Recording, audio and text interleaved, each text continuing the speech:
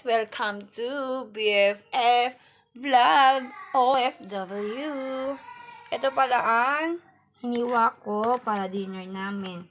Patola po siya, tanim po namin sa harapan. Kaya kasabihan, pang may tinanim, may aanihin. Ito po yung sahog. Ito po yung sa tahon. At nag-ihaw na rin po ako ng talong. Pakita ko po sa inyo para torta mamaya. Nakarating na ako dito sa kusina sa labas. Ito po yung para mamaya. Torta. Torta, sibuyas. Para sa torta yung sibuyas. And talong na inihaw ko kakatapos lang.